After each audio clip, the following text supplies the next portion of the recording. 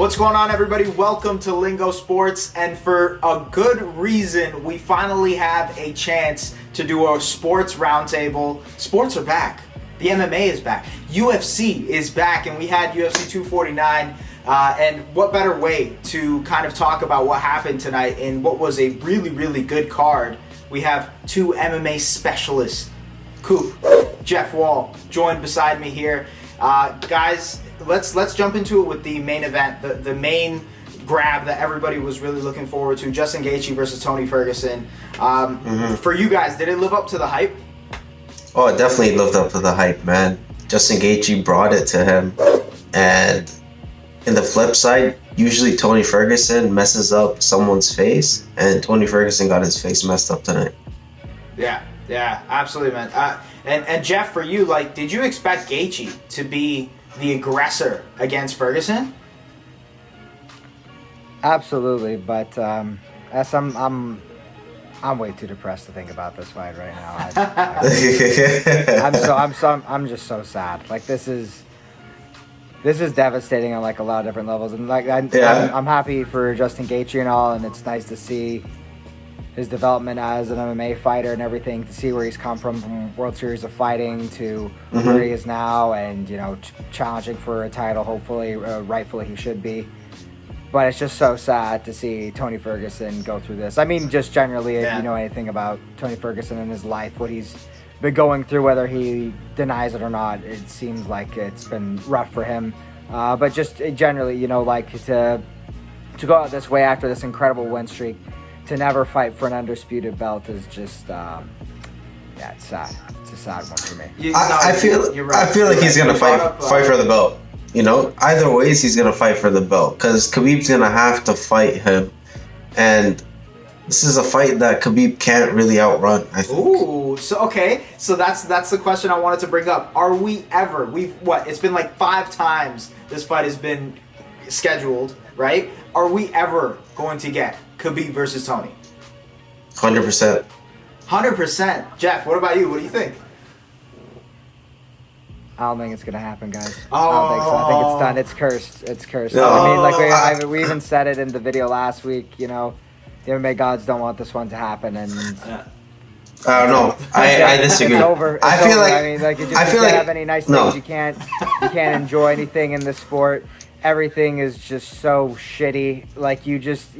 There's nothing to be happy about anymore. No. As much as you love Tony Ferguson, why the fuck did you take this fight, man? Right. What the There was absolutely no reason to do that. It is the most Tony Ferguson thing you've ever seen.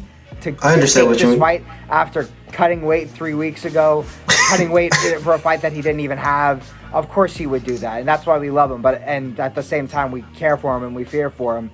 But this was so fucking stupid. Yeah. I mean, come the on, man. Let me ask you. Mm-hmm. Was it an unnecessary risk? He could have waited it out, right? He could have totally waited it out, waited for Khabib and COVID to kind of blow over and get his fight. But he didn't. I think he could definitely have waited it out, but knowing Tony Ferguson, he would never have waited it out. Man, he doesn't care. He's going to be there all the time. Man. No, man. He thinks he's the best, and to be the best, you got to beat every single person, man. That's his way of thinking. Yeah. I know you don't necessarily agree with it, but regardless, his performance tonight didn't show that he wanted to beat the best. I mean, Justin Gaethje literally got the best of him. This was a really dominating fight. I think in terms of scoring the rounds, you probably go 4-1, maybe just because of Tony's uppercut in the second round. You might be able to go with Tony for getting 1 round. But what about you guys? Did you think it was a little bit closer than that, or was it blowout? I think that Gaethje was winning almost every round. Okay, so 5-0. Okay, I got you. I think it was a blowout. Yeah, I think Gaethje kind of had his number in a lot of respects. I think also the knee injury didn't help. I mean, I think it wasn't. I think Ferguson looked like he got rocked, but I don't think he was 100% rocked. It looked like when you looked at his knee in the first replay that they showed of it, actually, it looked like his knee buckled. Yeah. So I think the leg kicks probably helped that, but at the same time, his knee, once that knee was done, it was. I mean, look, Ferguson showed that he's one of the toughest, most incredibly mentally strong human beings we've ever seen. Like, I don't know what's stronger, his chin or his mentality. Like, I've never seen anything like that. The shots he was taking was otherworldly, and it just seemed like, unless he couldn't see anything coming, but he could, he was gonna eat every single one of those shots. And like Trevor Whitman too, like, great, probably the best in cornerman or coach you could say in MMA history, I think. It's such a simple adjustment, but so many coaches will never say to a fighter, take 10% off your punches. Yeah. Because Gaethje was starting to get tired. I thought that was really interesting. At the moment he was starting to get tired. I thought that was really interesting. That was very good coaching. He's a really smart coach, man. Never gets enough credit for how good he is. And like what we were saying, like he changed Gaethje from this, brawler and everything, and turned him into a very intelligent, tactical fighter. And it's good to see for him. It's just, and it was, I can't take it away. It was an amazing performance from him. He has all the tools to beat him. Dustin Poirier has said, he's fought Gaethje, he's fought Khabib Nurmagomedov, and I think, illuminating kind of what he said, he was able to think about that Nurmagomedov fight almost instantly, like right after they fought, he knew what he wanted. What should have happened, what exactly Khabib does so well. Literally no one has ever said that. And okay, granted, obviously, not all fighters can convey that, especially so quickly. Yeah. But he said, he pointed out what Khabib does well. He also thinks that Gaethje is a bad matchup for Nurmagomedov because of his wrestling. So we'll see. So let's get into that. Yeah. It's planned at some point to happen. We don't know when, but Gaethje versus Khabib is going to happen inevitably, right? I think that's definitely going to be a good matchup because Gaethje is, as we know, like a very good wrestler, but we never get to see that side of him because his striking really outshines anything else, and he doesn't really ever want to go to his grappling. So I'm going to be really excited to see what he can do with Khabib. I think he's going to really stunt his wrestling and in the end make it a really big fist fight. And as we've seen, he's been able to really stunt anybody's wrestling in the past.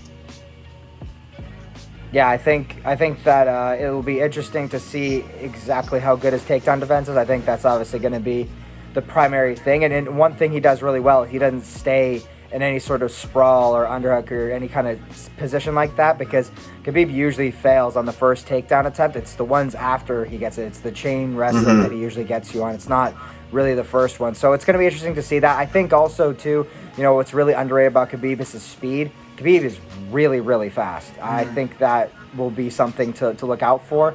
But also just, Khabib's striking game, as much as people want to knock it, it's a lot better than people think, number one. But number two, it's a game that really allows his wrestling and his grappling to do what it's supposed to do. It's a really well-built game. Opens it up for a little bit.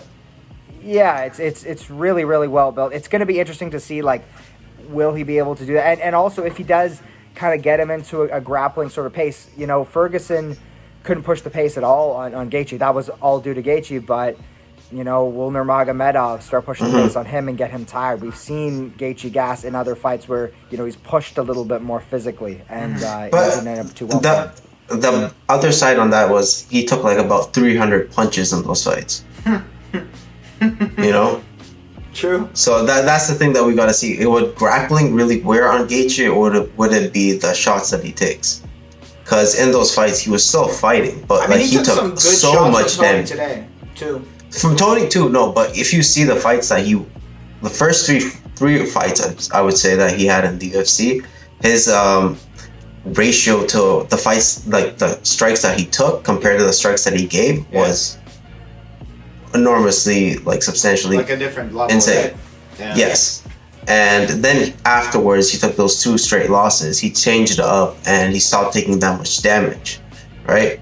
So to see that, it really puts it into perspective. So if you had to pick between Gaethje and Khabib right now, are you still going Khabib? I feel like Khabib can go against anyone, and the only thing is that I've never seen Gaethje go to the ground really. I haven't seen him on his back. I haven't really seen him use his jiu-jitsu. We know he can do it, but we just haven't. I know, Exactly. So I don't know. I've only seen his stand up, and I know his stand up is phenomenal.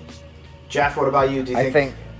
I think Khabib probably beats him after about three rounds to 4. Okay, interesting. By TKO. Ooh. Because Okay. if he gets on top of him, man, his ground and pound is like nothing we've ever seen. Right. Like even John Jones, who's a bigger person, might not even have That's very true. ridiculous ground and pound as Nurmagomedov. And even That's in the very true. coach, I think it's definitely, Gaethje has a style that might be suited pretty well to Nurmagomedov, but Nurmagomedov has skills that very few people can prepare Gaethje for, even in the cage itself. I mean, speaking on stuff that you can't really prepare for, talk about how these fighters and these athletes have to prepare for tonight. I mean, it's such weird circumstances with COVID-19, no fans. I remember Ariel Helwani actually reported how the players were being moved to the arena. It was that 2 fighters actually had to stay in a hotel, and then 2 fighters would have to move into the arena, so they made sure that the fighters were all separate at all times. And I just thought that, like, in general, with what happened tonight and what the UFC kind of stands for in terms of we're going to go ahead and continue on sports throughout this, what did you guys think of that element of this? Jeff, I'll let you go first if you want. Sure. Yeah, I think it's definitely interesting. I mean, obviously, we've seen even on social media alone that some guys are doing a lot more stuff in their garage. But then, like Francis Ngannou was posting tons of stuff of workouts in his garage for people to do and everything. And then, fight week, you see him training with his trainers full on in the gym and everything. Yeah. I mean, obviously, I understand that. I mean, whatever, you're going to do what you're going to do, and obviously it's difficult to police this sort of thing as it is. I don't think anybody has any idea how to, but everybody's has been different, and I think you saw that earlier too with Jeremy Stevens' weight cut.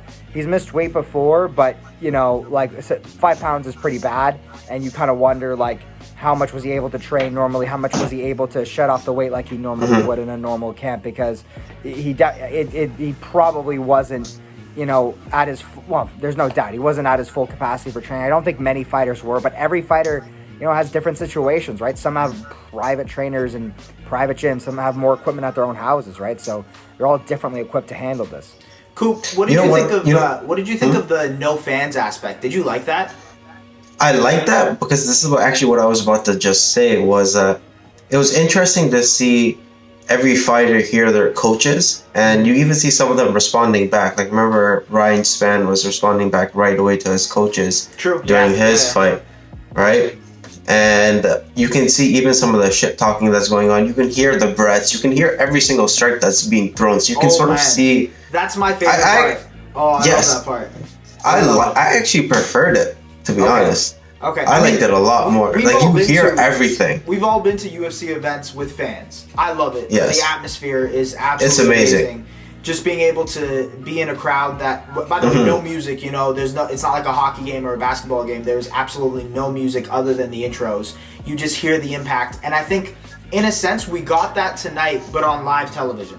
Because we got to hear the impacts of the hits. We got to hear the coaches in the corners talking to their fighters, right? I think that was the coolest part. Even we saw Joe Rogan and Daniel Cormier joke. They said that, like, they can actually hear us and what we're commentating on while they're fighting, which is a really weird thing to think of because no other athlete will have to deal with that. I thought that was an interesting part to it. Yeah, I remember even one of the fighters, he said, he's like, I heard one of the comments that Joe Rogan said, and I implied that right after he said it, So that's the thing. Imagine you're hearing Joe Rogan giving out tips, to your fight while you're fighting, and then you can apply those tips. But, like, Jeff, is this something you could kind of move forward with and do this, not permanently, but is this an option now for the UFC to move forward? Like, Fight Night is coming up soon. Like, they're obviously going to do it then, but is this something to do in the future as well? Yeah. No fans? Yeah.